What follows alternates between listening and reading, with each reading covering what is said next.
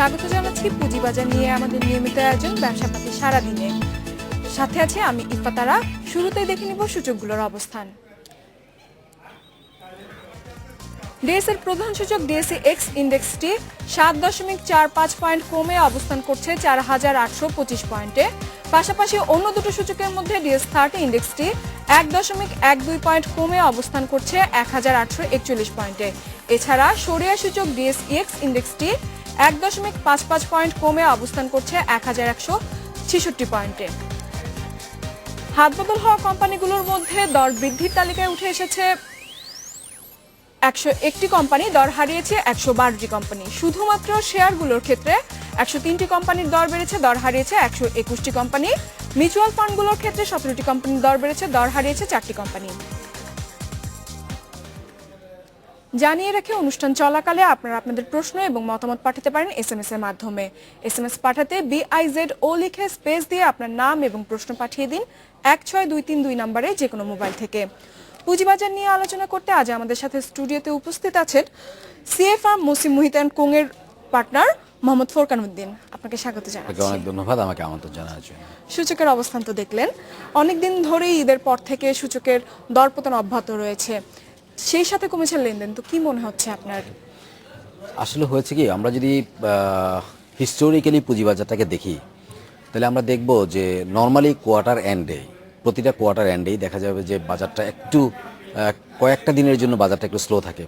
রিজনটা কি? রিজনটা হলো এরকম যে আপনার স্পেশালি যেসব ব্যাংক, ফাইন্যান্সিয়াল ইনস্টিটিউশনস বা অন্যান্য যেসব ইনস্টিটিউশনসগুলো যাদের কোয়ার্টারলি রিপোর্ট বিভিন্ন রেগুলেটরকে জমা দিতে হয়, তারা যখন আপনার কোয়ার্টারলি অ্যাকাউন্টসটাকে ক্লোজ করে তখন তাদেরকে ওই কোয়ার্টারলি রিপোর্টটা যেহেতু তার বিভিন্ন রেগুলেটরকে দিতে হচ্ছে, I mean specially listed company, banks and financial ইনস্টিটিউশনসগুলো যখন বা ইন্স্যুরেন্সগুলো যখন তার কোয়ার্টারলি রিপোর্টগুলো জমা দিচ্ছে বিএসইসিকে, সেটা কিন্তু ইনভেস্টরদের জন্যও কিন্তু একটা মেসেজ। তো সেই মেসেজ দিতে গিয়ে তারা দেখা যায় যে তাদের কোম্পানির স্বাস্থ্য ভালোভাবে দেখানোর জন্য বা অন্য কিছু করার জন্য তখন তারা ওই কোয়ার্টার এন্ডে কিছু ডাউনলোড করে শেয়ার। তো এইসব কারণে বাজারটা কোয়ার্টার এন্ডের পরে কিছুদিন একটু শেকি থাকে because of the quarterly report. So এরকম সময়ে এসে দেখা যায় যে পরবর্তীতে আবার একটা সময়ে এসে বাজারটা ঠিক হয়ে যায়। তো আমার কাছে অ্যাপারেন্টলি ঈদের পরে আমরা যদি খেয়াল করে থাকি, ঈদ হয়েছে সম্ভবত 25 তারিখে যদি মনে পড়ে। তো 25 তারিখে প্রথম ইম্প্যাক্ট ছিল মান্থ এন্ডে আপনার সমস্ত ব্যাংকগুলোকে একটা রিপোর্ট করতে হয়, সেটা একটা ইম্প্যাক্ট ছিল। আর এখন আজকে যদি আমরা দেখি, আজকে কয় তারিখ? আজকে হলো 8 তারিখ, 7 অথবা 7 তারিখ। যদি 7 তারিখ হয়ে থাকে তাহলে আমরা দেখব যে এটা কোয়ার্টার এন্ডের প্রথম দিকের মাস, প্রথম দিকের সপ্তাহ। তো এরকম দৃষ্টিকোণ থেকে যদি আমরা হিসাব করে দেখি তাইলে আমার এক্সপেরিয়েন্স থেকে যেটা বলি বা আমার যে লেটেস্ট মানে লাস্ট অবজারভেশনসগুলো থেকে যদি আমি অ্যানালাইসিস এভাবে করি যে কোয়ার্টার এন্ডে বাজারটা একটু স্লো যায়, পরে একটা স্টেজে আসে বাজার টেক আপ করে। বাট বাজারের যে বাজার খারাপ হওয়ার মতো কোনো নিয়ামক কিন্তু নাই। বাজারের সব কিছুই পজিটিভ আছে, বাজার খারাপ হওয়ার মতো কোনো নিয়ামক অ্যাপারেন্টলি আমার চোখে পড়ে না। কোয়ার্টার এন্ড তো এই মাসেই মোটামুটি শেষ হয়ে যাবে, তাহলে আগামী 3 মাস অথবা আসলে এরকম প্রেডিক্ট করা খুব মুশকিল, অ্যাপারেন্টলি প্রেডিক্ট করা খুব মুশকিল। তবে এক্সপেরিয়েন্স এবং অ্যানালাইসিস যেটা আমরা দেখি যে এটা আস্তে আস্তে কোয়ার্টার এন্ডের পরে প্রথম দিন কিছুদিন একটু থাকে, স্লো থাকে, পরে এটা টেক আপ করে, এরপর আমরা নরমালি টেক আপ করে, নরমালি যেটা দেখেছি। আমাদের সাম্প্রতিক সময়ে দুজন বিদেশি কূটনীতিক মারা গিয়েছে, নিহত হয়েছেন। তো আপনার কি মনে হয় এর ফরেন ইনভেস্টর ক্ষেত্রে এর কি কোনো প্রভাব ফেলতে পারে পুঁজিবাজারে? না, আমি আসলে দুইভাবে জিনিসটাকে অ্যানালাইসিস করতে চাই। প্রথম কথা হলো আমি একটু পজিটিভ জায়গাটা প্রথমে দেখতে চাই। প্রথম পজিটিভ জায়গাটা হলো যে আমার বাজারে ফরেন ইনভেস্টমেন্টের পোর্শন কতটুকু, আমার বাজারটা কি ফরেন ইনভেস্টমেন্ট ডোমিনেট করে কিনা। আমরা যদি 2007 থেকে 2010, 11, 12 ওই সময়ের কথা চিন্তা করি, যে সময় সারা পৃথিবীতে রিসেশন ছিল, তখন আমাদের বাজার ছিল সবচাইতে ভালো। রিজন ইজ দেয়ার যে আমাদের বাজারটা কখনোই কিন্তু ফরেন ইনভেস্টমেন্টের ডোমিনেটেড বাজার নয়, বাট ডেফিনেটলি ফরেন ইনভেস্টমেন্টের একটা কন্ট্রিবিউশন আমাদের এখানে আছে।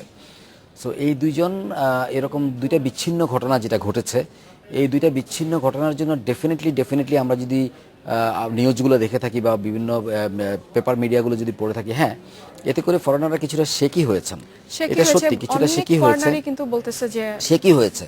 কিন্তু একটা জিনিস, একটা বাস্তবতার বাইরে কি আপনি কখনো যেতে পারবেন? আমি যদি এরকম করে আপনাকে বলি, আজকে আফগানিস্তানের কথা যদি আপনি চিন্তা করেন, আজকে ইরাকের কথা যদি আপনি চিন্তা করেন, আপনি সিরিয়ার কথা যদি চিন্তা করেন, এইসব দেশগুলোতে কি পরিমাণ অস্থিরতা বিরাজ করছে, সেখানে কি ফরেনাররা তাদের ব্যবসার জন্য যায়নি? আমি যদি আমরা বাংলাদেশের কথা বলি, ভারতবর্ষে যখন ইস্ট ইন্ডিয়া কোম্পানি ভারতবর্ষকে যখন শাসন করেছিল, তখন বাংলাদেশের অবস্থা কি খুব ভালো ছিল? তাদের থাকার মতো অনুকূল পরিস্থিতি কি তখন ছিল? মোটেই ছিল না। সম্পূর্ণ প্রতিকূল পরিস্থিতিতে এসে তারা কিন্তু আপনার এই দেশে, এই ভারতবর্ষে এসে ব্যবসা করেছে এবং এখান থেকে টাকা ইনকাম করে নিয়ে গেছে। মনে রাখবেন, বিদেশিরা যখন আমাদের এখানে আসে, তারা আমাদেরকে দিতে আসে না, তারা আমাদের কাছ থেকে নিতে আসে। তারা যেহেতু নিতে আসে এবং তাদের স্বার্থ যেহেতু পজিটিভ দিক থাকে, তাহলে সেই দৃষ্টিকোণ থেকে আমি মনে করি না যে এটাতে বড় কোনো ইম্প্যাক্ট পড়া উচিত। এখানে আমাদের হয় কি, আমাদের ইনভেস্টরদের মধ্যেও কিন্তু কিছুটা সেন্সিটিভিটি এবং কিছুটা আমি বলবো যে এডুকেশনের অভাবও আছে বলতে পারবো। আমি মাপ চেয়ে নিচ্ছি সব ইনভেস্টরদের কাছ থেকে। অভাব আছে কিছু কিছু, সবার বলছি না, কিছু কিছু অভাব আছে। হ্যাঁ, দুইটা বিচ্ছিন্ন ঘটনা ঘটেছে, কিন্তু তাই বলে তো বাজার এইটাকে কেন্দ্র করে বাজারের উপরে কোনো ইম্প্যাক্ট পড়ার কোনো কারণ অ্যাপারেন্টলি আমি দেখি না। হ্যাঁ, পড়লেও হয়তো মনস্তাত্ত্বিকভাবে 2-1 দিন পড়তে পারে, কিন্তু প্রলং করবে, আল্লাহ না করুক যদি পরবর্তী পরিস্থিতি যদি এরকম তৈরি না হয়, তাইলে আমি মনে করি না এটার উপরে খুব লম্বা কোনো সময়ের জন্য পড়তে পারে, এটা আমি আশা করি না। আমরা জানি যে গতকাল বিএসসিসির কমিশন সভা হয়েছে, তো সেখানে ক্লিয়ারিং সেটেলমেন্ট কোম্পানি গঠন সংক্রান্ত খসড়া অনুমোদন হয়েছে, কিন্তু এটা চূড়ান্ত করতে হলে স্টেক হোল্ডারদের অনুমোদন প্রয়োজন। তো এর মাধ্যমে কি পুঁজিবাজার কতটুকু উপকৃত হবে বলে আপনি মনে করছেন? দেখেন, Bangladesh securities and exchange commission এত বেশি সক্ষমতা অর্জন করছে ডে বাই ডে, আমি অত্যন্ত সাধুবাদ জানাই। কারণ আমি একসময় ভাই এই সেক্টরে কাজ করেছি বেশ কিছুদিন। সো তখনকার সময়ের বাংলাদেশ সিকিউরিটিজ এক্সচেঞ্জ কমিশনকে, মানে আমি 2005-এ আপনার এই সেক্টরটাকে ছেড়ে এসেছি। সো ওই সময়ের যদি আমি বাংলাদেশ সিকিউরিটি এক্সচেঞ্জ কমিশনের কথা চিন্তা করি আর আজকের বাংলাদেশ সিকিউরিটি এক্সচেঞ্জ কমিশনের মধ্যে কিন্তু অনেক ডিফারেন্স। তখনকার সময়ের বাংলাদেশ সিকিউরিটি এক্সচেঞ্জ কমিশনের সক্ষমতা, দক্ষতা, তারপরে আপনার আধুনিকায়ন বা সমস্ত রকম ইনিশিয়েটিভ এবং জনবল, সব কিছুর সাথে কিন্তু এখনকার সময়ের সব কিছুর কিন্তু একটা বিশাল পার্থক্য হয়েছে। বাংলাদেশ সিকিউরিটি এক্সচেঞ্জ কমিশনের সফলতা যদি আমি একটা একটা করে ব্যাখ্যা করতে যাই, অনেক সফলতা তাদের রয়েছে। তার মধ্যে এই যে নতুন করে যে সেটেলমেন্ট কোম্পানিটা তৈরি করা, এটাও কিন্তু বাংলাদেশ সিকিউরিটি এক্সচেঞ্জ কমিশনের একটা ভালো পদক্ষেপ এবং অনেক বড় সফলতার অংশ বলে আমি মনে করি। কারণ বাংলাদেশ সিকিউরিটি এক্সচেঞ্জ কমিশন এখন শুধু আমাদের বাজারটা কিন্তু শুধু ইকুইটি মার্কেট, আমাদের বাজারটা কিন্তু ডেট মার্কেট এখনো হয় নাই। তো বাংলাদেশ সিকিউরিটি এক্সচেঞ্জ কমিশন এটাকে চিন্তা করছে যে আরও কিছু নতুন ইনস্ট্রুমেন্ট নিয়ে আসা যায় কিনা, এটা নিয়ে তাদের মাথায় একটা, তো এইটা যখন নিয়ে আসা তারা চিন্তা করবে, তো তখন স্বাভাবিক নিয়মেই এখন যে সেটেলমেন্টটা ঢাকা স্টক এক্সচেঞ্জকে দেওয়া হয় সেটা তুলনামূলকভাবে একটু কঠিন হবে। এবং আপনার যেটা হবে যে সহজায়ন করার জন্য, এটাকে সরলীকরণ করার জন্য যেরকম সিডিভিএল এর তৈরি হয়েছিল, সেরকম আরেকটা ইন্ডিপেন্ডেন্ট অর্গানাইজেশন তৈরি করার চিন্তা করা হচ্ছে, যেটা আপনাকে সেটেলমেন্ট কর্পোরেশন নতুন করে যেটা করা হচ্ছে। ডেফিনেটলি একটা ভালো দিক। তবে এটা দেরি হচ্ছে, এটা আরও তাড়াতাড়ি যদি করা যায় সেটা ভালো। তবে আমি কালকে যেটা দেখেছি যে বাংলাদেশ সিকিউরিটি এক্সচেঞ্জ কমিশন এটাকে খসড়া অনুমোদন দিয়েছে ঠিকই, কিন্তু তারা স্টেক হোল্ডারদের কাছ থেকে একটা মতামত নেবে এবং অনুমোদন নেওয়ার জন্য নেবে। এটা যৌক্তিক, এটা খুবই যৌক্তিক একটা ব্যাপার। মানে এখানে অনেক স্টেক হোল্ডার জড়িত থাকতে পারে, অনেক নতুন আইডিয়া থাকতে পারে। সব কিছু যে বাংলাদেশ সিকিউরিটি এক্সচেঞ্জ কমিশনে যারা কমিশন আছে সব কিছু তাদের মাথায় থাকবে তা না। So any contribution from any general public invite করা, এটা কিন্তু একটা ভালো দিক। সো সেই দৃষ্টিকোণ থেকে ওইটা হয়েও যদি এটা হয়ে যায়, এটা ডেফিনেটলি বাজারের জন্য ভালো অর্জন বলে আমি মনে করি। আপনার কি মনে হয় এই ক্লিয়ারিং সেটেলমেন্ট কোম্পানির মাধ্যমে কি নতুন কোনো প্রোডাক্ট আসতে পারে বাজারে? ওইটাকে মাথায় রেখেই কিন্তু এটা করে হচ্ছে বলে আমি বিশ্বাস করি, এবং যেহেতু এটাকে মাথায় রেখেই এটা করা হচ্ছে, ডেফিনেটলি এটা আসা তো উচিত এবং আসবে বলে আমি বিশ্বাস করি, এটাই আমার ধারণা। গতকালকের কমিশনের সভায় আমরা দেখেছি যে একটি কোম্পানিকে তার আইনি ইসের কারণে, মানে আইনি কোম্পানির ইসের কারণে, অনৈতিক মানে কোম্পানির আইন ভঙ্গের কারণে জরিমানা করা হয়েছে। জরিমানা করা হচ্ছে, তো বেশ কিছু কোম্পানিকে কিন্তু আমরা প্রতি সভাতেই দেখি হয় আইন ভঙ্গের কারণে অথবা জরিমানা করা হয় কোনো কারণে না। তো এটা কতটুকু যথোপযুক্ত বলে আপনি মনে করেন? এখানে আসলে আইনের কিছু ব্যাখ্যা থাকতে পারে বা ব্যত্যয় থাকতে পারে, ইটস ডিফারেন্ট পার্সপেক্টিভ। বাট একটা জিনিস কিন্তু সত্যি, বিচারহীনতার যে কালচারটা আমাদের দেশে ছিল বা বিচারহীনতার যে কালচারটা আমাদের পুঁজিবাজারেও একসময় ছিল, সেটা কিন্তু পুঁজিবাজার ট্রাইব্যুনাল গঠন করার মধ্য দিয়ে সেটার কিছুটা হলেও আপনার কিছুটা না, অনেকটুকুই কিন্তু সফলকাম অর্জন হয়েছে।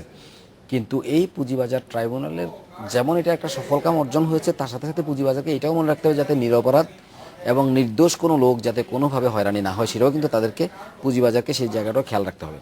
তো এখন গতকালকে যে কোম্পানিটাকে, যে কোম্পানির পরিচালকদেরকে এখানে আপনার জরিমানা করা হয়েছে, জরিমানাটা ডেফিনেটলি যখন করা হয় তখন কমিশন মিটিংয়ে কিন্তু জরিমানাটা করা হয়, এবং জরিমানাটা করার আগে কিন্তু তাদের যে 2-1টা হিয়ারিং নেওয়া হয় না তা কিন্তু নয়, ডেফিনেটলি তাদের কিছু হিয়ারিং নেওয়া হয়েছে। আর on the basis of that hearing তারা কিন্তু তাদের রেসপন্সগুলো করার চেষ্টা করেছে। আর সেই রেসপন্সগুলো যৌক্তিক মনে হয় নাই অথবা প্রমাণিত হয় নাই বলেই কিন্তু এই জরিমানার প্রসঙ্গটা এসছে। সুতরাং যে জরিমানাটা হয়েছে সেটা যৌক্তিক। প্রশ্ন আসতে পারে যে তার অপরাধের তুলনায় আমাদের সময় হচ্ছে একটু বিরতির সময়, বিরতির পর বাকিটা সময় হলো একটু বিরতির, ফিরছি কিছুক্ষণ পরে, সাথেই থাকুন।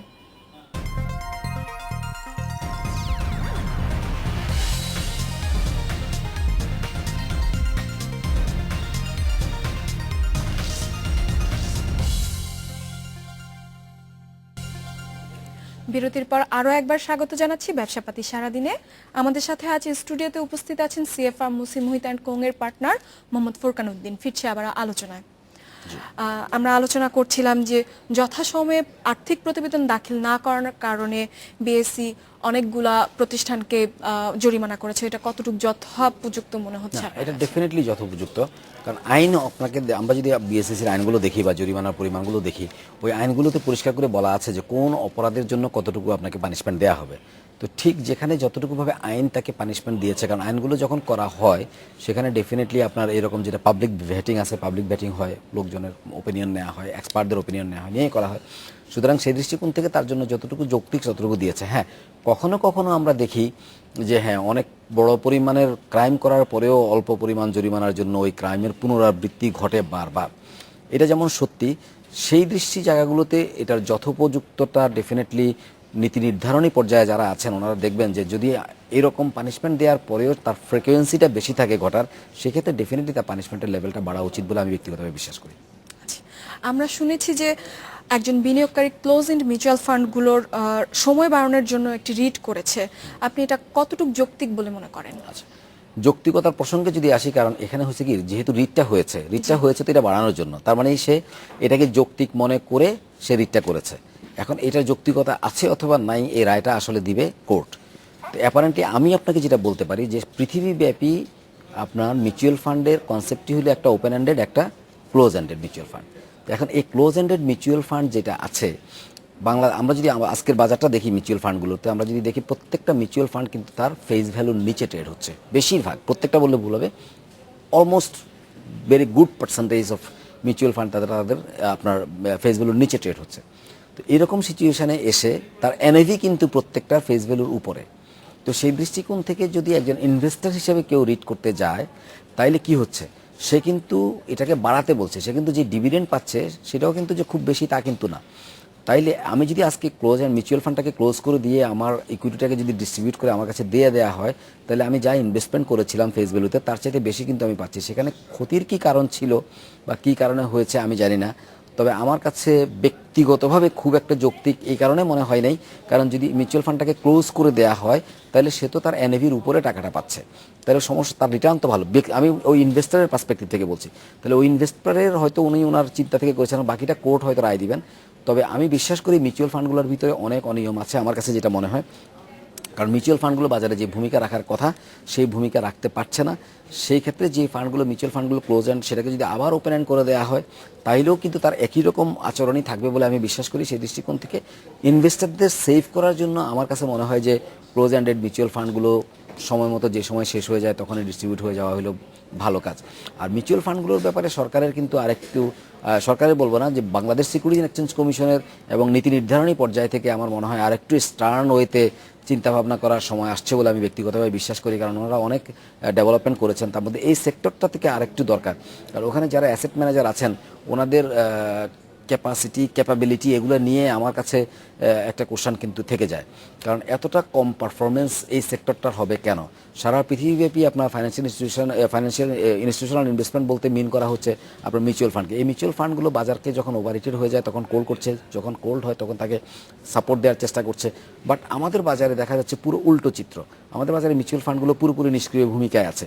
তো সেই দৃষ্টিকোণ থেকে আমি বিশ্বাস করি যে বাংলাদেশ সিকিউরিটি এক্সচেঞ্জ কমিশন তার যে অ্যাসেট ম্যানেজার হিসেবে যাদেরকে আমরা বলছি যে এই অ্যাসেট ম্যানেজারগুলোর দিকে আরেকটু ভালো করে খেয়াল করবেন, যাতে করে এই ইনভেস্টমেন্টগুলো যেখানে যাওয়ার কথা সেখানে ঠিকমতো যায়। যেমন আমি আপনাকে একটা এক্সাম্পল বলতে পারি, মিউচুয়াল ফান্ডগুলো তাদের পোর্টফোলিওটাকে ডিসক্লোজ করে না।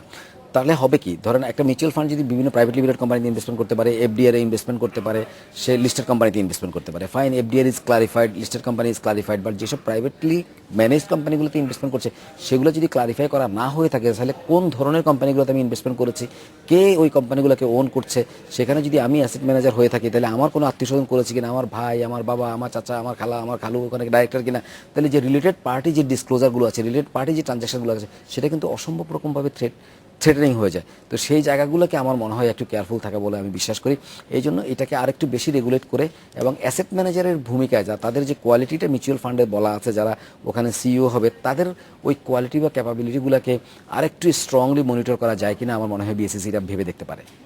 আচ্ছা, আগামীকাল শুরু হচ্ছে ৫ম চট্টগ্রাম পুঁজিবাজার মেলা, যেখানে আমরা দেখছি যে খুবই ভালো একটি উদ্যোগ নেওয়া হয়েছে যে প্রান্তিক বিনিয়োগকারীদের প্রশ্নের উত্তর দেবেন বিশেষজ্ঞরা। তো এরকম কোনো আয়োজন কি আমরা ডিএসসিতে দেখতে পারি না? প্রথমে আমি সাধুবাদ জানাবো চট্টগ্রাম স্টক এক্সচেঞ্জকে, ওনারা যেটা করেছেন ডেফিনেটলি এটা একটা ভালো দিক, কারণ পুঁজিবাজার মেলা এটা কিন্তু মানুষের ভিতরে একটা আশা বা উৎসাহ, যে ঠিক আছে আমি জানি না, গিয়ে দেখি কি হচ্ছে ওখানে। তার মানুষের ইনভেস্টমেন্টের যে সঞ্চয়ের যে এটাকে আমি বলবো যে দেশের অর্থনৈতিক ডেভেলপমেন্টের একটা নিয়ামক হিসাবে কিন্তু এই মেলাটা কাজ করবে, কারণ মানুষের মধ্যে উৎসাহ তৈরি করার কাজ করবে। পুঁজিবাজারে কিন্তু আমি চাইলে 100 টাকা দিয়েও একটা শেয়ার কিনতে পারি, কিন্তু 100 টাকা দিয়ে আমি একটা কোম্পানির ডিরেক্টর হইতে নাও পারতে পারি, বিকজ অফ ওখানে number of shares, number of investment, return, there are so many issues to discuss. কিন্তু পুঁজিবাজারে ইনভেস্টের মধ্যে ক্ষুদ্র ক্ষুদ্র সঞ্চয় দিয়ে কিন্তু একটা কোম্পানি তৈরি হয়ে যেতে পারে। তো এই যে পুঁজিবাজার মেলাটা যেটা তারা চট্টগ্রাম স্টক এক্সচেঞ্জ যেটা করার চেষ্টা করেছে, ডেফিনেটলি একটা ভালো উদ্যোগ বলে আমি মানে বিশ্বাস করি। এবং এটা ঢাকা স্টক এক্সচেঞ্জের যে প্রশ্ন আপনি করেছেন, আমার মনে হয় ঢাকা স্টক এক্সচেঞ্জে যদি এরকম ভূমিকায় অবতরণ করেন সেটা ইনভেস্টারের জন্য ভালো, কারণ মেজর ইনভেস্টমেন্ট কিন্তু ঢাকা স্টক এক্সচেঞ্জকে ঘিরেই কিন্তু হচ্ছে, মেজর লিস্টেড কোম্পানি কিন্তু ঢাকা স্টক এক্সচেঞ্জকে ঘিরেই কিন্তু হচ্ছে। তো সেরকম জায়গায় যদি ঢাকা স্টক এক্সচেঞ্জ এরকম একটা মেলার উৎস করে, সেখানে হবে কি, মেলা মানে কি, এখানে যে আমি স্ক্রিপ্ট সেল করবো তা তো না, এখানে ইনভেস্টাররা আসবে, তাদের নলেজ ডেভেলপমেন্ট করবে, ডিসকাস করবে, এক্সপার্টরা থাকবে, তাদের সাথে আলাপ করবে। তো এতে করে যে উৎসাহ, উদ্দীপনা, তাদের নলেজের যে কালচার যেটা হবে, এটা কিন্তু একটা পুঁজিবাজারের জন্য আমি বলবো যে খুব ভালো একটা দিক বলে আমি বিশ্বাস করি। এবং এটা definitely Dhaka stock exchange, Chattogram stock exchange, এদের মধ্যে একটা সিনক্রোনাইজেশন হয়ে যদি দুজন মিলে এটাকে যদি দেশব্যাপী ভালোভাবে করা যেতে পারে, ডিভিশন ওয়াইজ প্রত্যেকটা ডিভিশনে যদি এটাকে করা যেতে পারে, ডেফিনেটলি এটা পুঁজিবাজারের জন্য একটা ভালো দিক হবে এবং এটা হওয়া উচিত। আচ্ছা, বাজারে চলমান আইপিও গুলো নিয়ে আসার ক্ষেত্রে আপনার মতামত কি? চলমান আইপিও, আমি আপনার কোশ্চেনটাকে যদি এভাবে বুঝে থাকি, চলমান আইপিও মানে যে আইপিও গুলো এখন যেসব আইপিও যেগুলো জমা দেয়া আছে সেগুলোর কথা বলছেন, নাকি আরো আইপিও কে অ্যাট্রাক্ট করার কথা বলছেন? আরো আইপিও কে অ্যাট্রাক্ট করার জন্য। দেখেন, একটা বাজারের প্রাণ কিন্তু আইপিও, এটা বাস্তবতা। দেশের পুঁজিবাজারের যে ডেভেলপমেন্ট, তার সাথে যে ইকোনমির রিলেশন, সেটাকে যদি আমরা রিলেট করতে যাই, তাহলে আইপিও ছাড়া এটাকে রিলেট করা সম্ভব না। সেকেন্ডারি মার্কেট হলো ওই প্রাইমারি মার্কেটটাকে সাপোর্ট দেওয়ার জন্য। আমি যদি আপনার শেয়ারটা কিনি, তার ওই ইনস্ট্রুমেন্টটা আমি তো 100 টাকা দিয়ে একটা কিনেছি, আমি তো 50 কোটি টাকা ওখানে বিনিয়োগ করি নাই, কথা। তাহলে আমাকে ওই সিকিউরিটিটাকে ট্রেড করে ওখান থেকে বের হয়ে আসার যে এক্সিট পয়েন্টটা, সেটা কিন্তু আমি ইনভেস্টার পার্সপেক্টিভ থেকে বলছি, ওইটা কিন্তু আমাকে সেকেন্ডারি মার্কেট দিচ্ছে। তো সেকেন্ডারি মার্কেটটাও খুব জরুরি ইকোনমিক ডেভেলপমেন্টের জন্য ইনডাইরেক্টলি, আর ডাইরেক্টলি হইলেও আপনার আইপিও মার্কেট। আইপিও যদি না থাকে তাহলে ইন্ডাস্ট্রিয়ালাইজেশন কিন্তু হচ্ছে না, আর ইন্ডাস্ট্রিয়ালাইজেশন না হলে ডাইরেক্ট ইকোনমিতে যে কন্ট্রিবিউশন সেটা কিন্তু পড়ছে না। সুতরাং ভালো আইপিওগুলোকে ডেফিনেটলি নিয়ে আসার চেষ্টা করতে হবে, এবং সেই দৃষ্টিকোণ থেকে বাংলাদেশ মার্চেন্ট ব্যাংকার্স অ্যাসোসিয়েশন যারা আছে তাদেরকে আরও বেশি অগ্রণী ভূমিকা পালন করতে হবে। এখানে আমি একটা কথা পরিষ্কার করে বলতে চাই, আমরা মাঝে মধ্যেই চিৎকার করে বলতে শুনি যে দুর্বল আইপিওগুলো আসছে, কিন্তু এটার জন্য দুর্বল আইপিওগুলো আনার ক্ষেত্রে শুধুমাত্র কাউকে একসাথে না, বাংলাদেশ মার্চেন্ট ব্যাংকিং অ্যাসোসিয়েশন ব্যাংকগুলো কিন্তু দায়ী। ধন্যবাদ আপনাকে আমাদের স্টুডিওতে আসার জন্য। এই ছিল আজকে পুঁজিবাজার নিয়ে সারাদিনে ব্যবসাপাতি সারাদিনে আমন্ত্রণ জানাচ্ছি পরবর্তী সংবাদ দেখার।